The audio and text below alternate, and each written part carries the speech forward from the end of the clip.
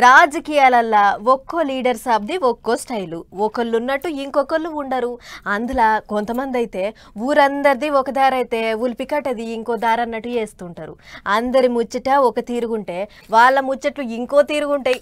సరే ఇక అది అట్లుండని కానీ మునుగోడు ఎమ్మెల్యే రాజగోపాల్ రెడ్డి సారు పాఠాలం అంతా వేసుకొని అసెంబ్లీకి అడిగి పోయిండట.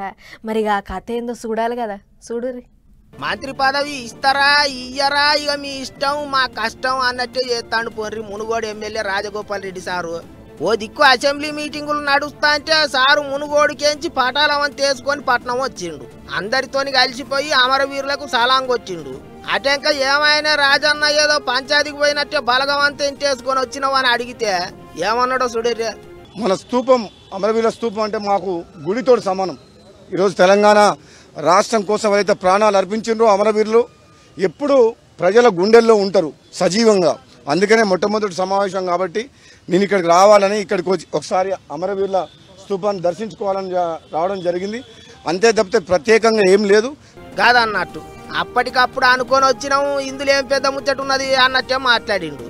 అయితే అందరు లీడర్లు చూడంగా అసెంబ్లీ మీటింగులు అప్పుడే గిట్ల బలగం చూపెట్టుకోవాలనా అనుకుంటారట చాలా మంది. ఇంకో ముచ్చట ఏంటిదంటే ఓ దిక్కు అసెంబ్లీ మీటింగులు అవుతా అంటే సారు మాత్రం తాను పబ్లిక్లో తిరుగుతా అంటాడు. కామారెడ్డి దిక్కు వరదలు వచ్చి అంత ఆగమాగం అయింది, అటు పోయి పబ్లిక్ను అరుచుకుంటాం అన్నట్టు చెప్పుకొచ్చిండు. వరదలు వచ్చింది మునుగోడులో కాదాయే, కామారెడ్డిలో తిరిగనికి కామారెడ్డి చేయి పార్టీ లీడర్లు ఉన్నారాయే. మరి ఇక నడమ రాజగోపాల్ సార్ ఏంటికి వరద జాగల పోటీ తిరుగుతా అంటాడు అని ఇప్పుడు తీరొక్క తీరులో మాట్లాడుకుంటారా అందరూ. ఇక ఎట్లా మంత్రి పోస్ట్ టీఆర్ కావచ్చు అనుకుంటాడో ఏమో, అందుకే గిట్లా సొంతంగా బలగం ఎంటేసుకొని పబ్లిక్ లో తిరగాలి అనుకుంటాడు కావచ్చు అనుకుంటారట ఇంగింతమంది. ఇప్పటికే మునుగోడు ఎమ్మెల్యే ముచ్చట్ల మీద చేయి పార్టీ పెద్దసార్లు గరం అయినరు. మరి ఇక చూడాలే పోతే ఏమవుతుందో.